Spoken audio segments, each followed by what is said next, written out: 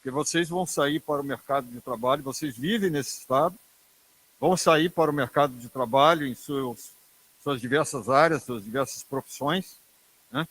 E vão, conhecendo melhor esse estado, vocês vão poder saber, de repente, que não é só a Grande Vitória que pode ser opção para você. Existem outras regiões, né? Existe o nosso Nordeste aí com Aracruz, Linhares, São Mateus. Existe o nosso Noroeste com Colatina, né? O nosso Sul com Cachoeiro e diversos outros municípios, que são 53 municípios, se não me engano, né? 78, desculpa. Não sei porque que ficou essa ideia na minha cabeça que seria 53, 78 municípios. E nós temos, então, muitas outras opções. E é bom a gente conhecer o nosso estado, né? Essa é uma primeira do que pode ser uma série aí de palestras que nós poderemos trazer pessoas que têm esse conhecimento, né, mais geral e, às vezes, mais específicos dentro de cada área, né, da saúde, do direito, de negócios, né, educação, etc. Nós temos aqui para falar para a gente nessa noite o Tiago Hoffmann. Ele é graduado em Economia, é mestre em Economia pela UFES, né? Foi professor universitário durante 17 anos, então ele sabe falar essa linguagem acadêmica, né? Deu aula durante 17 anos, então conhece bem o que é o aluno e como falar para os alunos, né? Ele tem ocupado cargos públicos, desde o primeiro governo do Casa Grande, depois foi secretário da Casa Civil, ocupou cargo na Prefeitura de Vitória e atualmente é secretário de Desenvolvimento Econômico e Inovação. Quer dizer, só a secretaria dele, só esse nome de Desenvolvimento Econômico e Inovação, já diz muito para a gente, né, daquilo que a gente pode conhecer a respeito do Espírito Santo. Então, Tiago, seja bem-vindo. Obrigado por ter aceito o nosso convite, né? E fique à vontade aí para falar para a nossa turma. Valeu.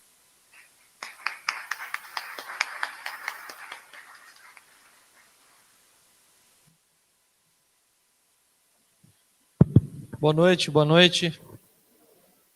Como eu estou sozinho aqui em cima e estou já devidamente vacinado, as 3 doses, eu vou me tomar a liberdade de ficar aqui sem a máscara para facilitar para eu conseguir falar para vocês.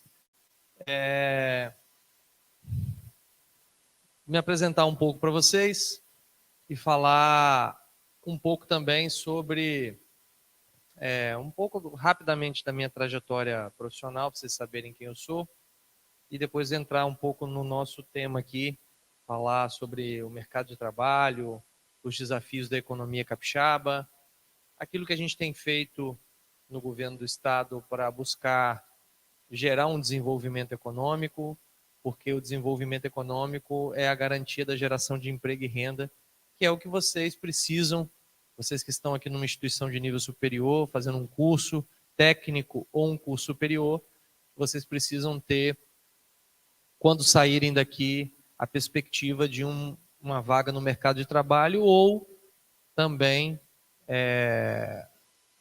um estado próspero que permita que vocês possam empreender, porque também a dinâmica do mercado de trabalho ela tem se alterado muito.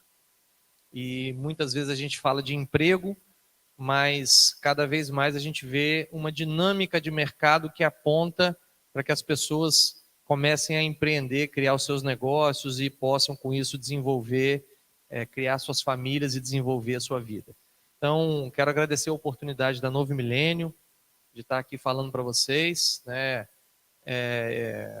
Uma oportunidade boa de diálogo, porque toda vez que eu sempre falava isso na sala de aula, toda vez que eu entro na sala de aula, eu entro para passar um conteúdo, mas eu também aprendo muito. Então, eu vou falar um pouquinho para vocês aqui, vou me programar para tentar falar o mais rápido possível. E aí a gente abre, se vocês quiserem fazer algum questionamento, quiserem participar, quiserem emitir alguma opinião, para que vocês possam ficar à vontade, eu vou ficar depois à disposição de vocês para conversar um pouquinho mais, tá? Meu nome é Tiago, eu sou natural de Guarapari, uma cidade vizinha aqui de Vila Velha, bem pertinho. Nasci no bairro Itapebuçu, que é um bairro de periferia de Guarapari. na Rua da Marinha, mais precisamente. Ela é chamada Rua da Marinha porque ela está muito perto do mangue. Eu sou filho de uma dona de casa e de um mecânico de automóveis, que até hoje tem uma pequena oficina mecânica lá nesse bairro. E quando eu estudava, eu tinha certeza que a educação ia transformar a minha vida. Tinha certeza que a educação ia transformar a minha vida. E fiz vestibular na universidade, passei no vestibular de economia, não tinha dinheiro para fazer cursinho, estudei sozinho, passei no vestibular de economia. Nós não tínhamos a perspectiva de estudo como a gente tem hoje, por exemplo, o Estado hoje tem o programa Nossa Bolsa, talvez tenha algum bolsista aqui do Nossa Bolsa, ali já tem um flamenguista ali, ó. Hoje nós vamos ganhar do Vasco, né? Então não tinha perspectiva, por exemplo, de bolsas ou de FIES, nada disso, e praticamente só tinha UFES. Não vou falar de quando foi não, porque vocês vão me chamar de velho, mas a gente não tinha, como tem hoje, uma oferta maior de ensino superior, então tinha que passar na UFES, né?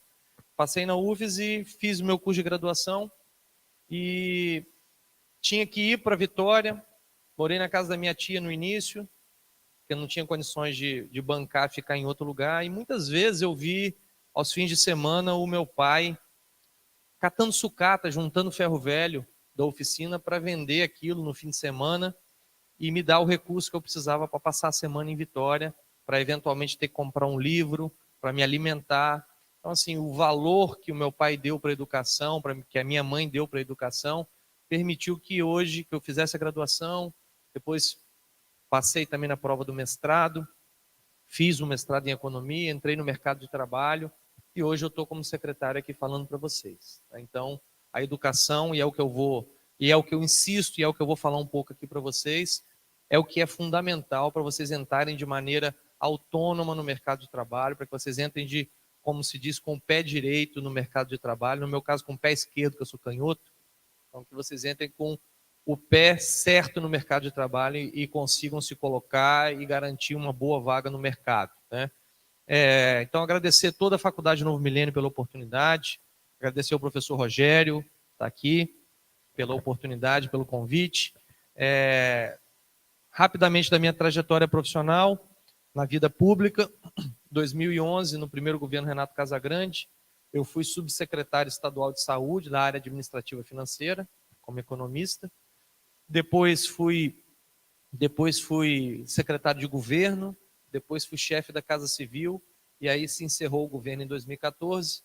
2017 eu fui secretário de Trânsito, Transporte e Infraestrutura Urbana na Prefeitura de Vitória, e 2018 saí da Prefeitura para fazer a coordenação da campanha do então candidato, novamente Renato Casagrande.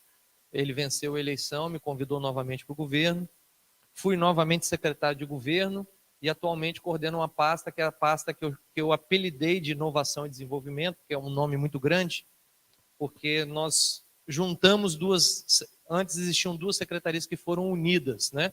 A Secretaria de Ciência, Tecnologia, Inovação e Educação Profissional com a Secretaria de Desenvolvimento Econômico. Então nós cuidamos lá de toda a política estadual de ciência, tecnologia e inovação, cuidamos das políticas estaduais de educação profissional e de ensino superior.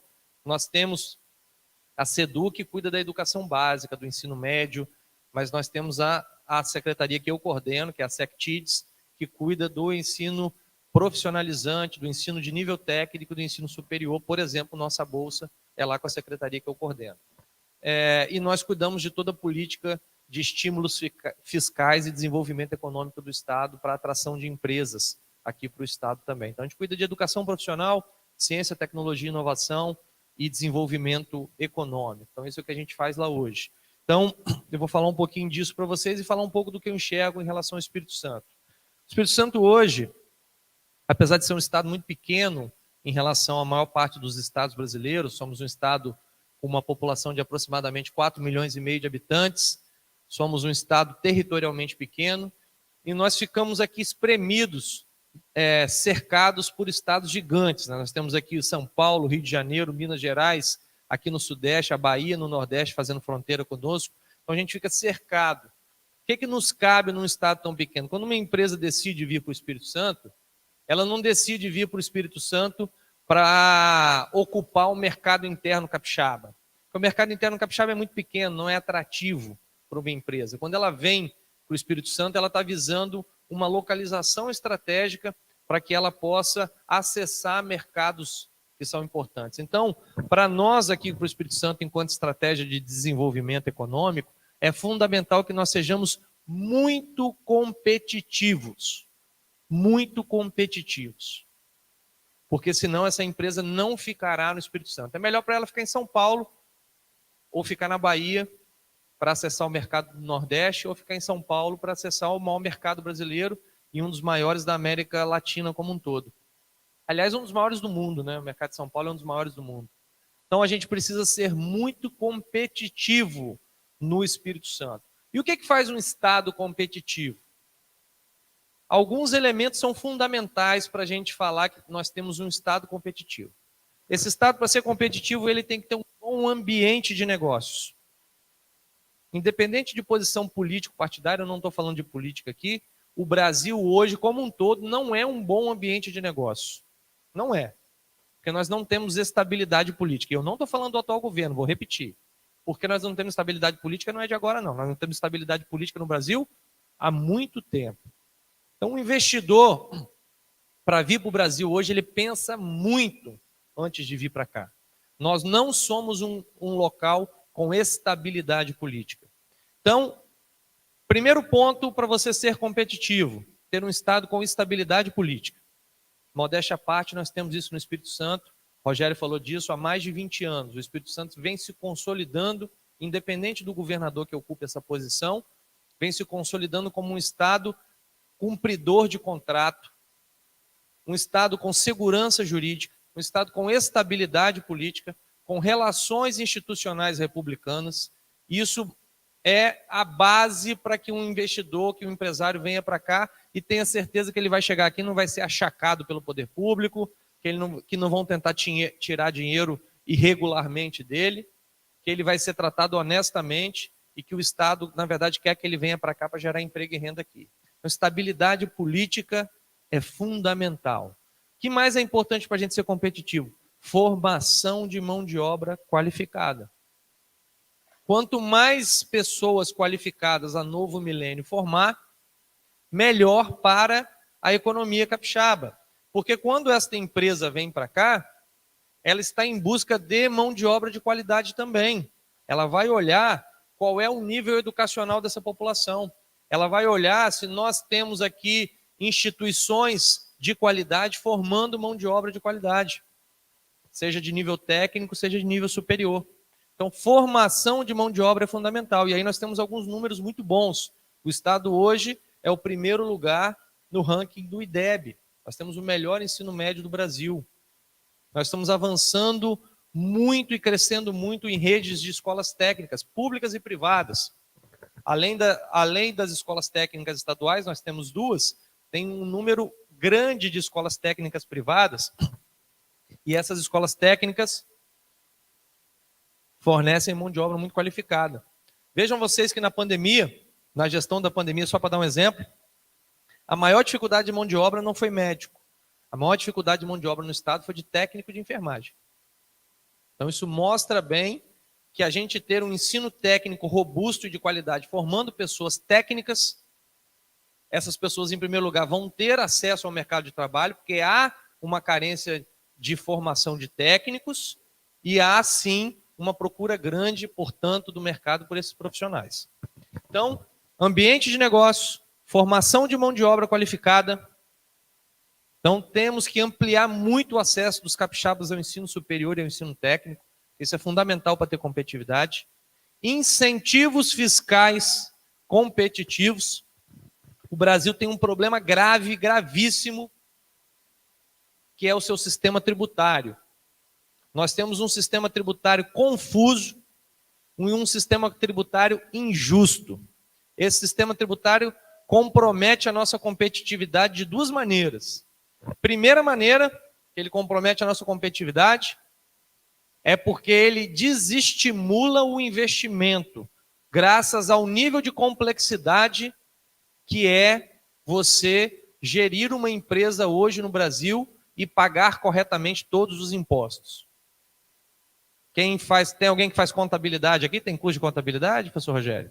Então, vocês são heróis, porque vocês vão salvar muitas empresas, e se vocês trabalharem mal, vocês vão detonar muitas empresas, porque as empresas brasileiras gastam, em média, 3 vezes mais que as empresas americanas para conseguir ter um atendimento correto ao sistema tributário do país. Então, se nos Estados Unidos uma grande empresa precisa de 100 contadores, 100 gestores para fazer a administração e a relação com o poder público do ponto de vista tributário, no Brasil ela vai precisar de essa mesma empresa precisa de 300, 3 vezes mais, tá? Então esse é um ponto. Segundo ponto, que a nossa tributação retira a competitividade do país. Retira a competitividade porque a nossa tributação aumenta o nosso principal problema, que eu vou voltar nele depois, que é o problema da desigualdade social. O Brasil é um país muito rico, muito rico. Muita gente pode pensar assim, o Brasil é um país de subdesenvolvido. Não, o Brasil é um país muito rico. Nós figuramos sempre entre as 10, 12 maiores economias do mundo. Mas, ao mesmo tempo, nós somos um país muito desigual. Nós estamos entre os 4, 5 países mais desiguais do mundo. A distância entre os ricos e os pobres no Brasil é muito grande. Então, toda a riqueza produzida no Brasil, ela fica concentrada na mão de poucos. E o sistema tributário brasileiro contribui para ampliar essa desigualdade. Por quê? Porque no Brasil, nosso sistema tributário, proporcionalmente, tributa mais os pobres que os ricos. Uma pessoa assalariada no Brasil, de baixa renda, paga proporcionalmente mais imposto do que um empresário rico. Você está brincando, Thiago? Não, é verdade. Porque a nossa carga tributária é concentrada em impostos regressivos, impostos que incidem sobre consumo e sobre produção. Enquanto nos países desenvolvidos a carga tributária é concentrada em impostos progressivos, que incidem sobre propriedade e renda. Todo mundo aqui reclama muito do imposto de renda. O imposto de renda é um problema, o imposto de renda é um problema. O imposto de renda não é um problema, não. O problema é o ICMS, o problema é o ISS, o problema é o PIS/COFINS. O problema são os impostos que incidem sobre produção e sobre consumo. Esses são problemáticos. E no Brasil, o que isso tem a ver com competitividade, Thiago? Quando você tira dinheiro dos pobres, eles consomem menos. Você está tirando pessoas do mercado consumidor. Pessoas que poderiam estar gastando num supermercado, por exemplo, não podem porque uma parte do que elas gastariam no supermercado vai para pagar imposto. Mas esse cara não paga imposto. Paga sim. Quando você compra um pacote de arroz, você está pagando imposto, 17% de ICMS. Está pagando IOF, está pagando PIS, está pagando COFINS. Tudo isso está nos produtos que o rico e o pobre consomem. Então, ter um sistema tributário melhor não cabe a um Estado, porque quase toda a legislação tributária ela é definida nacionalmente. Um Estado e um município têm muito pouca mobilidade para mexer com tributos. Muito pouca mobilidade para mexer com tributos. Mas cabe ao Estado, dentro dessa bagunça que é o sistema tributário brasileiro, fornecer às empresas incentivos fiscais. O Espírito Santo tem 2 excelentes incentivos fiscais que a gente consegue atrair muita empresa, principalmente hoje do setor atacadista, do setor de e-commerce, que está crescendo muito e a pandemia fez crescer mais ainda. Então, hoje, o Espírito Santo está se tornando um grande hub de distribuição de quase todos os produtos brasileiros. Nós conseguimos atrair para o Espírito Santo todos os e-commerces importantes que vocês conhecem. Todos eles estão aqui. Americanas.com, Magalu, Kabum. O único que não está aqui, que ele não é exatamente um e-commerce, ele tem uma diferençazinha, é o Mercado Livre. A gente está tentando trazer o Mercado Livre para cá, mas o Mercado Livre, o problema dele é que o Mercado Livre ele é um atravessador entre o consumidor e outros e-commerces. Lojas que vendem através do Mercado Livre. Então é um pouco mais difícil, é uma operação tributária um pouco diferente, mas está tentando trazer para cá. Mas todos os outros e-commerces grandes e famosos que vocês entram aí para comprar, fornecem, têm centros de distribuição instalados em algum lugar aqui do Espírito Santo. O Espírito Santo é proporcionalmente hoje o maior distribuidor de tudo no Brasil. Então, esse mercado cresce muito graças aos nossos estímulos fiscais. Outro ponto importante da competitividade de um Estado e, consequentemente, do Espírito Santo: logística e infraestrutura. Fundamental. Nós temos que ter uma logística, no nosso caso, que permita escoamento de produção para diversos estados do Brasil. E aí nós temos um grande privilégio geográfico, a nossa localização. Nós, num raio de 1.000 quilômetros aproximadamente, ou seja, 1.000 quilômetros em qualquer direção, nós acessamos cerca de 70% do PIB nacional.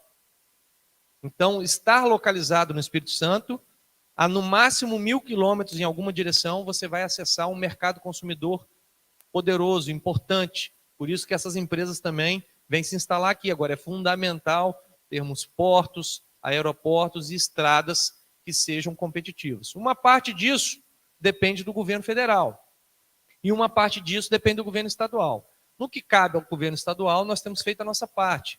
O Estado está com uma carteira de investimentos na área de infraestrutura de mais de 12 bilhões de reais. Investimentos contratados, seja com recursos próprios, seja com financiamentos que o Estado tem, porque nós temos uma boa capacidade de endividamento aqui no Estado do Espírito Santo. Então, esse é um ponto fundamental: logística e infraestrutura. Isso é um problema grave do Brasil, tá, gente? Nós já devíamos estar com isso muito tempo resolvido no Brasil. Essa é uma agenda do século XX, não do século XXI. A Europa já resolveu isso, a China está resolvendo isso numa velocidade gigantesca, os Estados Unidos já resolveu isso há muito tempo, e a gente aqui ainda está se arrastando. A gente não consegue, por exemplo, fazer o leilão da BR-262, é um problema. A 262 é um problema para a gente. A 101, que já foi leiloada, está em duplicação, duplicação que se arrasta, que não se resolve. A duplicação da 101 está pelo menos uns 10 anos atrasada já. E a gente ainda tem que conviver com muitos acidentes e com uma perda de competitividade logística do Brasil e do Estado do Espírito Santo. Então, esse é um ponto fundamental: logística e localização privilegiada. E nós aqui temos feito investimentos importantes em infraestrutura, mas também dependemos de alguns investimentos que passam pelo governo federal, que não dependem do Estado. Eu não posso ir lá na 262 e fazer esse investimento. É uma rodovia federal. Eu não posso fazer investimento no Porto de Vitória. O Porto de Vitória é um porto federal, e agora, graças a Deus, o governo federal está privatizando, está fazendo o processo de concessão do porto. Então, isso também é muito importante. Um outro elemento fundamental para a competitividade: organização do Estado. Um Estado organizado é um Estado que tem capacidade de investimento e é um Estado que ajuda a atrair investimentos. Então, hoje o Espírito Santo é nota A em gestão fiscal.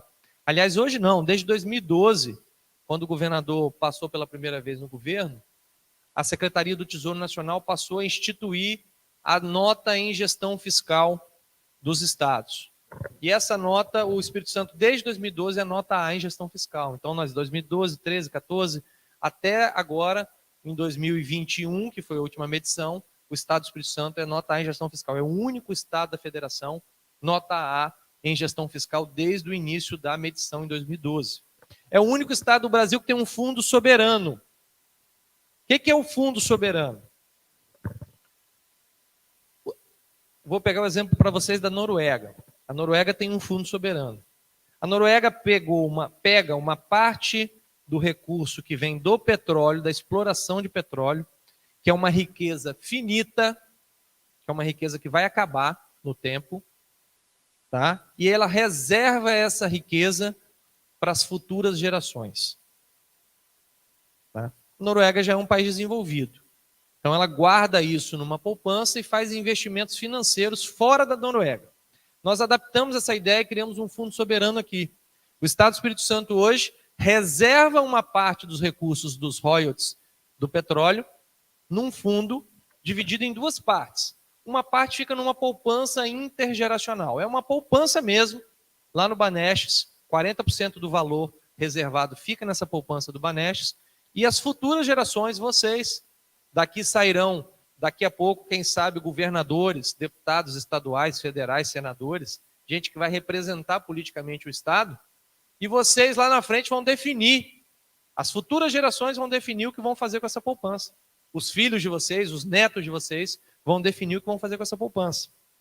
E a outra parte, os outros 60%, vão ser geridos pelo nosso Banco de Desenvolvimento, pelo Bandes, para que nós possamos aplicar esse dinheiro nas empresas capixabas ou nas empresas de fora que venham para o Espírito Santo. Então, o Fundo Soberano vai se associar a empresas, para essas empresas se expandirem ou para virem de fora para cá e se instalarem aqui no estado do Espírito Santo. Na sexta-feira, aliás, convido a todos, quem puder ir, lá no Palácio Anchieta, na sede do governo do estado, nós vamos assinar o primeiro contrato do Fundo Soberano, são 250 milhões de reais que uma gestora privada vai fazer a gestão e vai se associar a essas empresas que eu estou falando aqui com vocês. Então, nós vamos assinar o primeiro contrato, que são os 250 milhões do Fundo Soberano. Então, estão todos convidados, vai ser às 9 ou 9h30, gente, me ajuda aí quem está aqui comigo. É 8h30?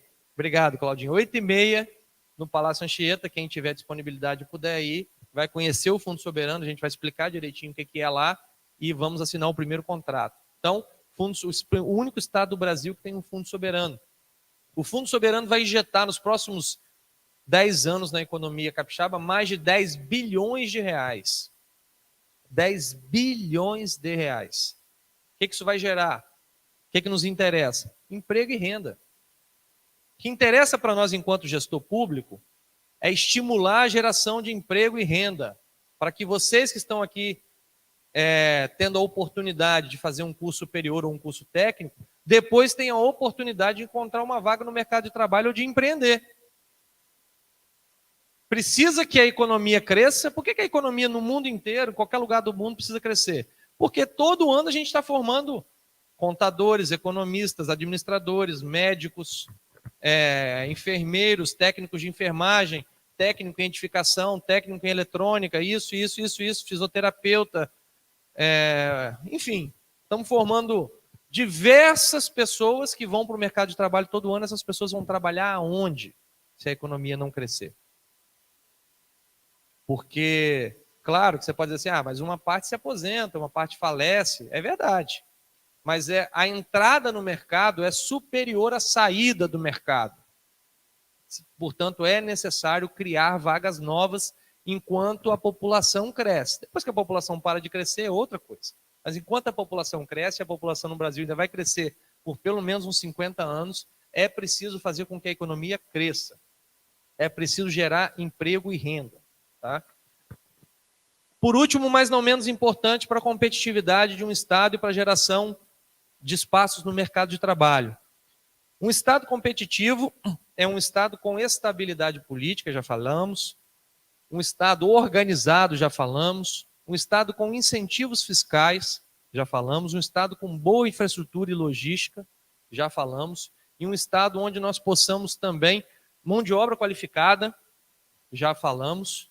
Então, falei que tinha mais uma, mas não tem não, já falei dos 5. São esses 5 elementos que são fundamentais. E o sexto, que são os incentivos fiscais. 6 elementos fundamentais para que nós possamos ter um Estado atrativo para que nós tenhamos aqui muitas empresas. E qual o objetivo disso, final? O objetivo disso é ter uma visão clara dos principais problemas que afligem o nosso país e o nosso Estado. E eu comecei falando disso e retorno disso. O problema da desigualdade social. Enquanto gestores públicos, o nosso trabalho é ter em mente um problema, vários problemas, mas um central, e trabalharmos todos os dias para que nós possamos reduzir este problema. E esse problema principal é o problema da desigualdade social. E esse problema da desigualdade social no Brasil, ele se manifesta de várias formas. Ele se manifesta numa desigualdade regional. Então, no Brasil, nós temos estados mais ricos e regiões mais ricas que outras. Ele se manifesta em desigualdade de gênero. No Brasil, os homens ganham mais do que as mulheres. Ele se manifesta em desigualdade de cor. No Brasil, os brancos têm mais oportunidades e ganham mais do que os pardos e negros. Então, essa desigualdade social, ela se manifesta de diversas formas no nosso país e no nosso estado. Nós não somos uma ilha separada do Brasil. O que acontece no Brasil acontece aqui no estado do Espírito Santo também. E o nosso trabalho enquanto gestor público é um trabalho para reduzir essa desigualdade. E como é que você reduz desigualdade? De um lado, educando as pessoas, seja numa escola pública, numa escola técnica pública, numa faculdade pública, seja no privado. E é por isso que o Estado mantém parcerias com a iniciativa privada. Falei do Nossa Bolsa, mas tem o Bolsa Técnica agora também, que nós já lançamos e até o final desse mês, se Deus quiser, vai sair o edital do Bolsa Técnica. Vai funcionar igual a nossa Bolsa. Alunos oriundos de escola pública, com um determinado nível de renda, até um determinado nível de renda, vão poder acessar uma escola técnica privada com bolsa de 100% paga pelo Estado. Então, investir em educação é investir na redução de desigualdade. Porque se de um lado a gente está investindo na educação, de outro a gente está tentando atrair empresas para gerar emprego e renda. E nós temos que ter pessoas qualificadas que vão ocupar essas vagas no mercado de trabalho. Quais são os resultados do que a gente tem feito? Do ponto de vista econômico, do ponto de vista do que eu falei aqui. Saiu agora o resultado do PIB do Espírito Santo, de 2020. Nós estamos em 2022, né? 2021. E o Espírito Santo cresceu acima da média nacional. No ano passado, o ano do auge da pandemia, o Estado do Espírito Santo gerou um saldo de 50 mil novos postos de trabalho. O que é esse saldo? Você pega todos os postos novos criados, admissões, retira as demissões. Então, quando eu pego admissões menos demissões, eu tenho esse saldo de 50 mil novas vagas de trabalhos criado no ano passado. Então, o Estado vem se mantendo num excelente nível de organização e conseguindo, com isso, gerar oportunidade para os capixabas. Quando a gente faz isso, a gente vai gerando um Estado mais próspero. A gente vai fazendo com que nós tenhamos um Estado menos desigual. Não seremos, repito, não seremos no Espírito Santo uma ilha de desenvolvimento se o Brasil for muito mal. Se o Brasil for muito mal, o Espírito Santo vai mal também, porque a gente não é separado do Brasil. Se a economia brasileira for mal, a economia do Espírito Santo vai mal também. Mas se a economia brasileira for no mínimo razoável, se nós encontrarmos um caminho de estabilidade política, se nós encontrarmos um caminho para a economia brasileira ir no mínimo razoável, podem ter certeza que o Espírito Santo vai estar muito melhor que a média nacional. Podem ter certeza que vocês estão num estado que estará muito melhor do ponto de vista da economia do que a média brasileira. Posso dar essa garantia para vocês em função de tudo que vem sendo construído pelos capixabas. Não estou falando do governo apenas. Essa construção não é uma construção só de governo. No Espírito Santo nós criamos uma lógica que não é uma lógica apenas de governar a partir do governo. É uma lógica de governar de forma participativa. Então, quando a gente vai definir o Nossa Bolsa, a gente senta com as faculdades para definir o Nossa Bolsa. Quando a gente vai definir as políticas econômicas, a gente senta com a Federação das Indústrias, a gente senta com a Federação do Comércio. Quando a gente vai fazer gestão da pandemia, a gente senta com a Assembleia Legislativa, a gente senta com o Tribunal de Justiça, a gente senta com a FEComércio, porque o comércio foi muito afetado durante a pandemia. Então, essa maneira de governar é uma maneira que nós criamos uma cultura no Espírito Santo, não é só do nosso governo. Nosso governo faz isso muito bem, modéstia à parte. Mas não é só do nosso governo. Criamos uma cultura nos capixabas, e essa cultura precisa ser mantida. Porque esta cultura de governar dessa maneira faz com que essa construção coletiva que a gente vem fazendo no Espírito Santo faça com que a gente possa se destacar hoje em nível nacional. E hoje eu posso garantir a vocês, como secretário de Inovação e Desenvolvimento, que onde eu vou representar o Estado, vem a turma de outros estados. Cara, o que vocês estão fazendo lá no Espírito Santo? Qual é o milagre? Qual é a fórmula do que vocês estão fazendo lá? Não, a fórmula é trabalhar de forma planejada, de forma séria, com respeito ao recurso público, com respeito ao tributo que vocês pagam, que nós todos pagamos, para que nós possamos ir tomando as medidas que são fundamentais para transformar a nossa sociedade. Não se transforma uma sociedade em nenhuma parte do mundo em apenas um governo. Nós temos que ter continuidade de políticas públicas e nós precisamos ter continuidade dessa lógica que se faz aqui no Estado, interativa de governar. Então, reduzir desigualdade social é fundamental. Não podemos perder nunca a capacidade de nos indignarmos com a realidade brasileira. Nós não podemos naturalizar o fato de passarmos todos os dias, se você passar de carro ou de moto em 10 sinais, em Vila Velha ou em Vitória, em 6 ou 7 vai ter alguém pedindo alguma coisa para você. É claro que alguns aqui vão poder dizer, e é verdade, uma parte disso é gente que está no mundo das drogas e está tentando pegar um dinheiro ali para comprar uma pedra de crack. É verdade, mas é uma parte. Uma parte está ali porque realmente não tem uma oportunidade e precisa levar um alimento eventualmente para dentro de casa. Uma parte está ali porque vive de fato um drama social, que é um drama do nosso país. E a gente não pode perder o poder de se indignar com isso, porque quando a gente perde o poder de se indignar com isso, a gente vai largando um pouco da nossa humanidade. Você não pode olhar um ser humano naquela condição num país tão rico como o nosso. E é isso que a gente tenta fazer no governo, e é isso que eu vim aqui falar um pouco para vocês, que vocês também não percam esse poder de se indignar.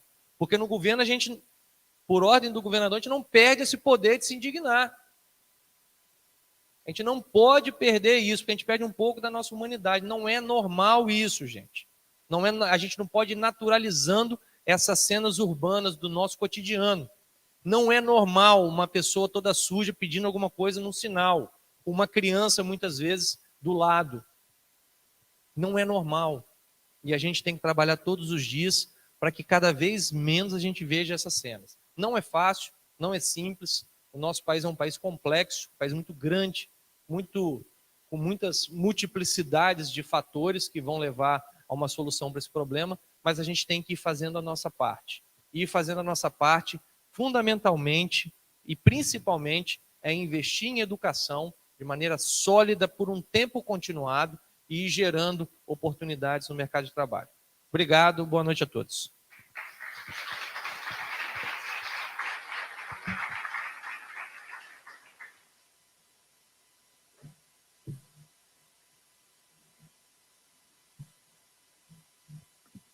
Nós queremos agradecer ao Tiago, né, por essa palavra, por essas informações, nos contextualizando melhor a respeito do Espírito Santo e do Espírito Santo a nível de Brasil, né?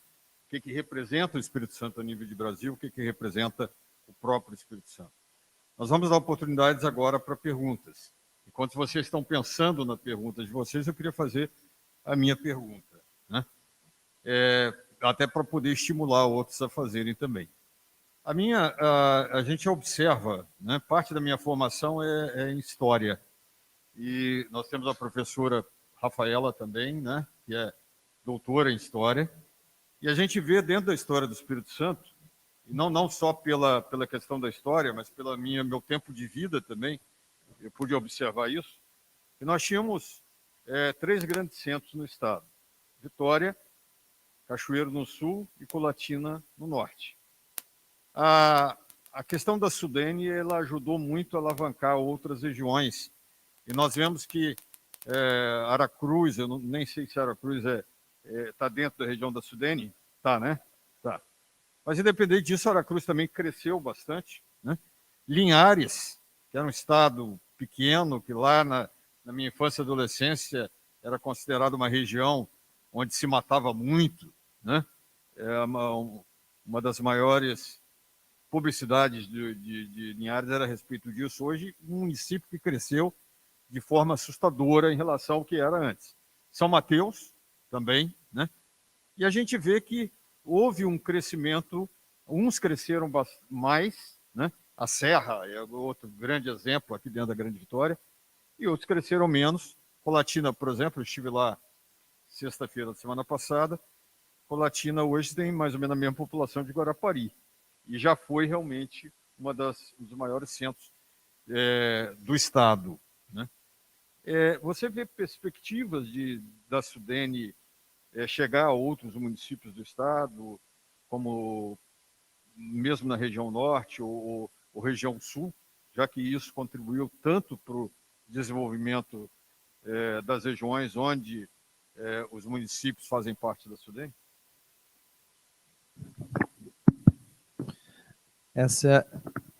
Alô? Alô? Essa é uma pergunta muito boa, Rogério.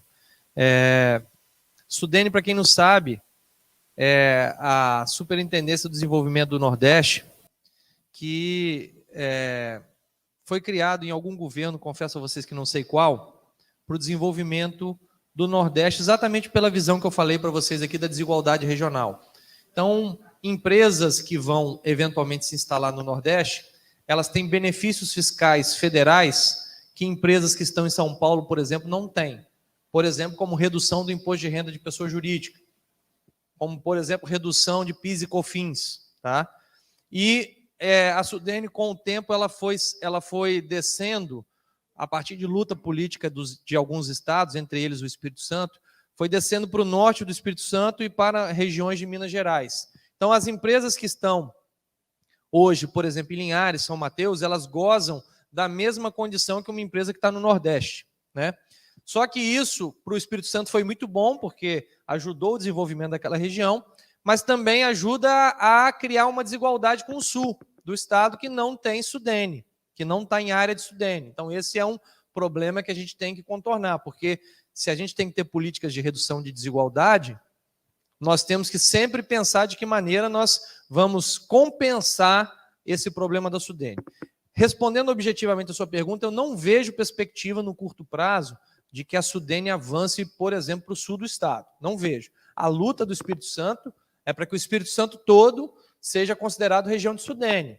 Mas eu acho isso uma luta muito difícil, porque o Nordeste resiste muito a crescer Sudene para outros estados. Por que resiste? Claro, que hoje uma empresa que poderia estar no Alagoas, ela pode estar em Linhares. E se chegar a Cachoeira, ela vai poder estar em Cachoeiro, no sul do estado. Então, tira um pouco do diferencial do Nordeste, né? Então, eu acho muito difícil, no curto e médio prazo, a Sudene descer. Mas, dentro do governo do estado, nós temos procurado atuar para a redução dessas desigualdades regionais. E essa redução da desigualdade regional, para você atuar nela, você vai ter que fazer algumas políticas específicas para as outras regiões. Então, por exemplo, quando eu falo de estímulos fiscais, de incentivos fiscais, hoje uma empresa que eventualmente decida ir para Guaçuí, município do Sul e do Caparaó, ela vai ter com certeza mais incentivos fiscais do que se ela for para Linhares, do estado.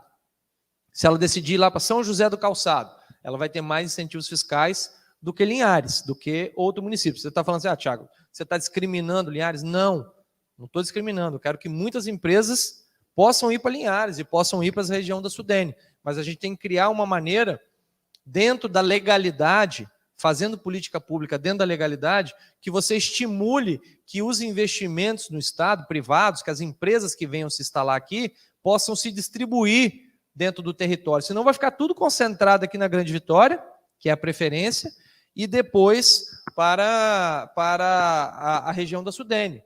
Nós chegamos a ter um momento lá na secretaria, porque todas as empresas que pedem um incentivo fiscal no estado passam pela secretaria que hoje eu coordeno.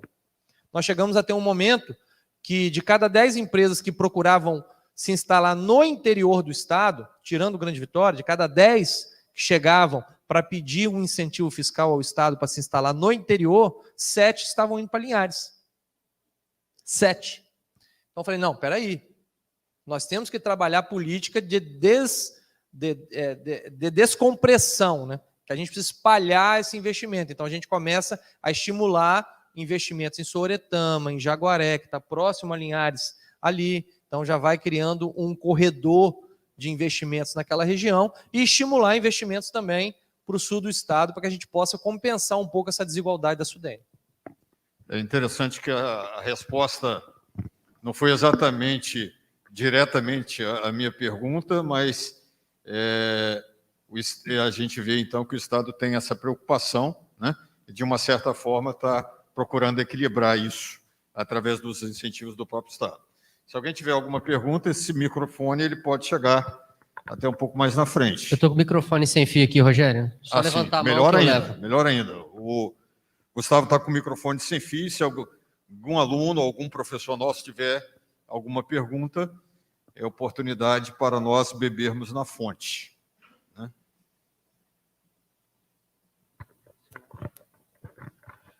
Boa noite, sou Wagner, do curso de Direito. Secretário, em 2018, pelo programa Oportunidades do governo, né, eu fiz um curso de auxiliar de logística e produção, muito bom por sinal, e foi abordado durante o curso sobre o PDE, que foi criado, salvo me engano, em 2006, por então aquele governo daquela época, com a intenção que em 2023 seria o mais plausível de esse plano já estar sendo finalizado no Estado. Aí a pergunta que eu quero fazer ao senhor é por que tanta demora? Seria por causa da questão de boa vontade política, de, vamos dizer assim, acordos políticos, que, como o senhor citou, nem tudo passa pelo governo estadual, muita coisa vem de Brasília, né?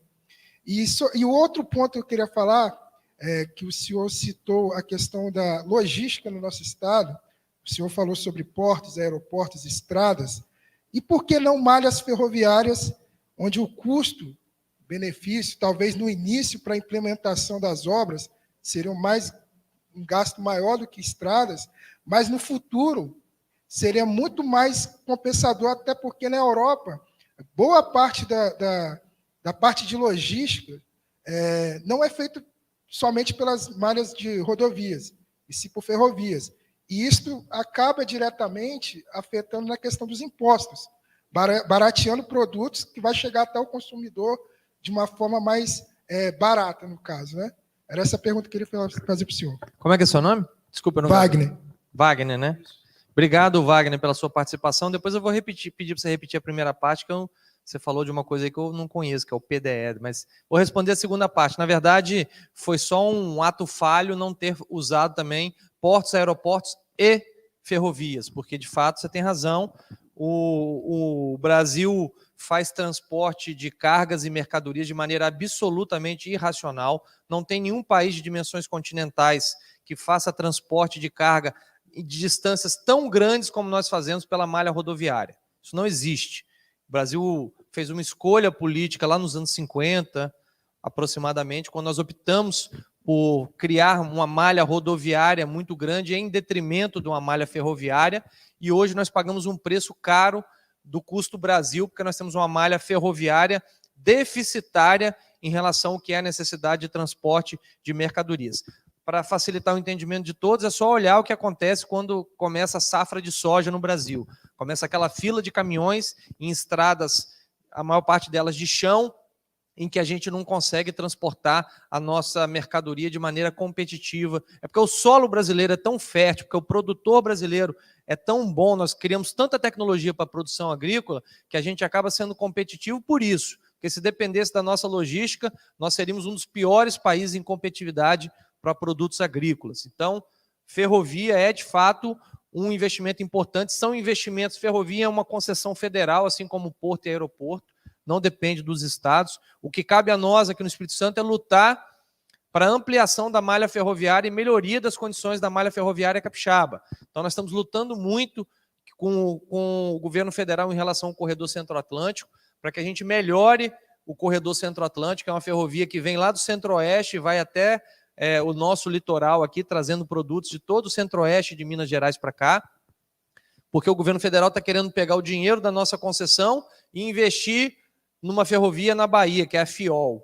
Então, a gente está lutando para que o investimento fique aqui, porque é fundamental melhorarmos essa malha ferroviária para garantir a competitividade da logística capixaba. Agora, a primeira parte, eu confesso que eu não sei o que é PDE. Se você puder me lembrar ou me explicar o que é, eu vou agradecer para poder ver se eu consigo te responder.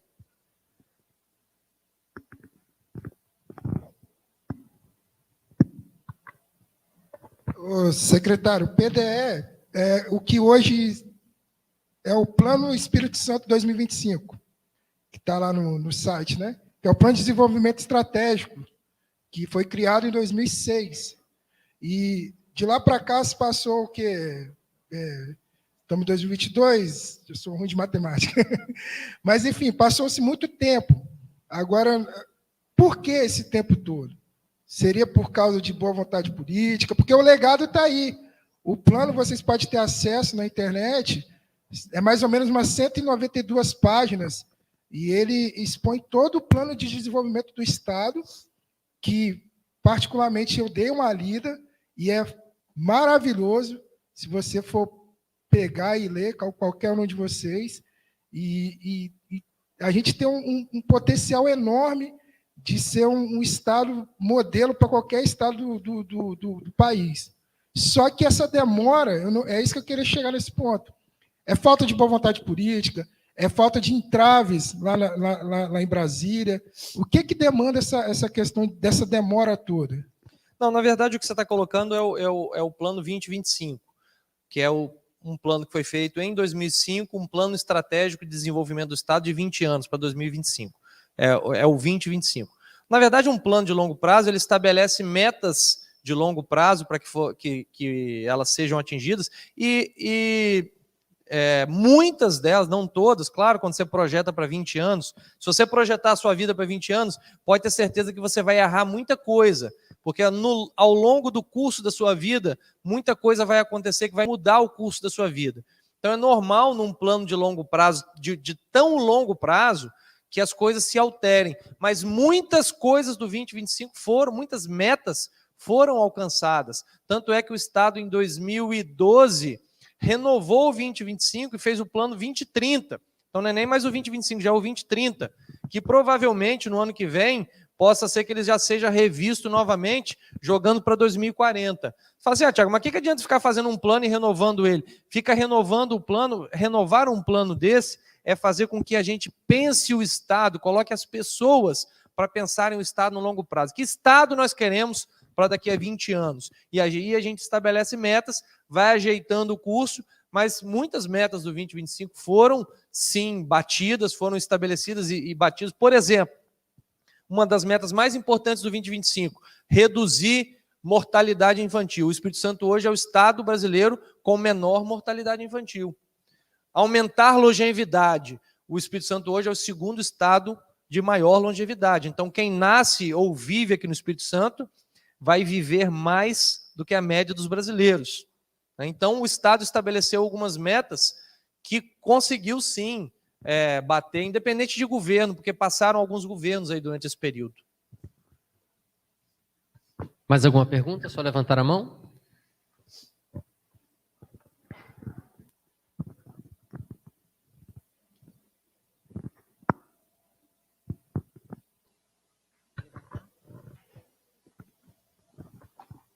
Ex-secretário, boa noite. Meu nome é Luziana. O senhor estava falando sobre bolsa, né? Que o governo vai e falou sobre cursos. Ano passado teve vários cursos. E eu fiz curso de cuidadora de crianças especiais. Eu queria trabalhar em escola. Aí teve vários para a escola também, que ia aumentar o meu curso, né? Ia ser bom para o meu curso. Me inscrevi. Tem idade para isso? Porque não me chamaram. E eu fui uma das primeiras. Quando eu vi na televisão, eu fui logo me inscrevi. Eu não consegui entender. Você fez o curso e se inscreveu num processo seletivo, foi isso? Eu fiz o curso e depois o governo estava dando mais curso nessa área escolar. Aí eu fiz outros cursos também, entendeu? Que ia me ajudar também. Através desse curso que eu fiz, eu ia pegar mais experiências. Mas não me chamaram. Assim, então, não te chamaram para fazer o curso? Tinha, assim, o tanto de vagas. Ah, tá bom, entendi. Você está falando do programa Qualificar, que é um programa que nós coordenamos lá na secretaria. Esse ano nós vamos ter 200 mil vagas de qualificação. Então, qualificar.es.gov.br. Fique atento. Você que é mulher, por exemplo, estamos com inscrições abertas até amanhã, dia 17, Qualificar Mulher. 10 mil vagas em 10 cursos diferentes, 1000 vagas, todos online, então você pode fazer. Só que o Qualificar é por ordem de inscrição. Então a gente recomenda sempre que quem faz inscrição no Qualificar, faça a inscrição logo que a gente abre as inscrições. Porque se ficar muito para o final e já tiver superado o número de vagas, provavelmente você vai ficar na suplência. Então é fundamental se inscrever rápido. Mas quem quiser mais informações, são cursos de curta duração, que a gente chama na educação de cursos de formação continuada, cursos de 120 horas. Tem vários cursos na área de gastronomia, cursos na área de estética, cursos na área de gestão. Então, esses cursos, uma parte deles nós temos o presencial e nós temos o online também. Então, o site é qualificar.es.gov.br. Quem tiver interesse, a gente está constantemente anunciando os editais e abrindo novas vagas, e é importante se inscrever rápido, porque é por ordem de inscrição. Mas nós vamos ter 200 mil vagas no total esse ano. Secretário, Gustavo, professor Gustavo aqui falando. Primeiro, parabenizar aí pela gestão que você vem fazendo aí na secretaria. A gente acompanha, Qualificar ES e entre outras. Gostaria de fazer uma pergunta. Você, na sua fala, por obviedade, comentou que o Espírito Santo ele vai bem quando o Brasil vai bem. Num outro governo, uma fala que me chamou muita atenção é que o Espírito Santo se destaca ao Brasil quando o mundo vai bem, pelas nossas relações lá fora, né? E agora o mundo vem acontecendo algumas coisas. A gente acabou de sair de uma pandemia, estamos agora com um conflito geopolítico que já vem sofrendo, o Brasil já vem sofrendo alguma coisa com isso. Como é que você vê o Espírito Santo em relação a essas alterações e mudanças globais? E em relação ao Brasil, a gente tem mais chance de ser impactado do que os demais? Já escutamos em falar em utilizar royalties de petróleo para poder bancar algumas coisas. O que você pode nos dizer sobre isso? Obrigado. Tiago, só um minutinho antes de você responder, eu só vou pedir aos alunos, nós estamos na última pergunta e já vamos terminar, tá? Então, só esperar um pouquinho, mais 3 minutinhos nós estaremos terminando. Obrigado. Obrigado, professor Gustavo, pela pergunta. Bom, o Espírito Santo, o que você falou é muito importante, porque o Espírito Santo é o estado mais internacionalizado do Brasil. Portanto, quando a economia global vai mal, a gente sofre mais do que a média do restante dos outros estados brasileiros.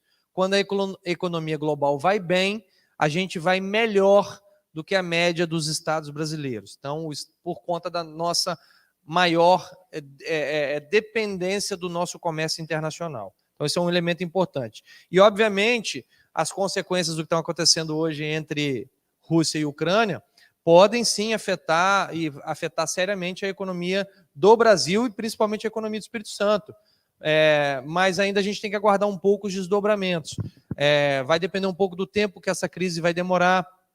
Por enquanto está afetando positivamente, se é que se pode dizer, né? Lógico, uma guerra, pensando do ponto de vista humanitário, nunca vai ser positivo. Estou falando só, por óbvio, em relação à questão econômica. Por quê? Porque quando essa crise tem afetado o preço do barril para cima. Toda vez que o preço do barril do petróleo sobe, o Estado recebe mais royalties e participações especiais. Então, melhora um pouco o recurso orçamentário do governo do Estado. Então, nesse sentido, tem ido bem. Agora, se essa crise perdurar, se outros países entrarem numa guerra, se essa guerra se amplia para outra parte da Europa, vai afetar a nossa economia, porque nós exportamos produtos para a Europa, exportamos produtos para a China, exportamos produtos para os Estados Unidos. E se houver uma crise global que afete esses países que nós mantemos relações internacionais, vai afetar também fortemente a economia capixaba. Rússia e Ucrânia não são países que nós, capixabas, tenhamos grandes relações comerciais. Aliás, o Brasil como um todo não tem grandes relações, não são os países que estão entre os 10 principais países com os quais o Brasil mantém relações comerciais. E com o Espírito Santo é a mesma coisa. Nossas relações comerciais mais fortes são com Estados Unidos e China. Então, se esses países forem de alguma maneira afetados, a economia do Espírito Santo vai sofrer também aqui. Bom, nós estamos terminando, então, o nosso evento. Queremos agradecer muito ao Tiago, né, por ter aceito o nosso convite, ter estado aqui conosco, iniciando, então, esse projeto de diálogos com o mercado. Queremos agradecer vocês também pela participação, tá? E nós esperamos que em outros eventos vocês estejam com a gente também. as aulas continuam, né? Vamos apenas ter o momento de intervalo e vocês continuam com o segundo tempo de aula. Valeu, pessoal. Obrigado, boa noite, hein?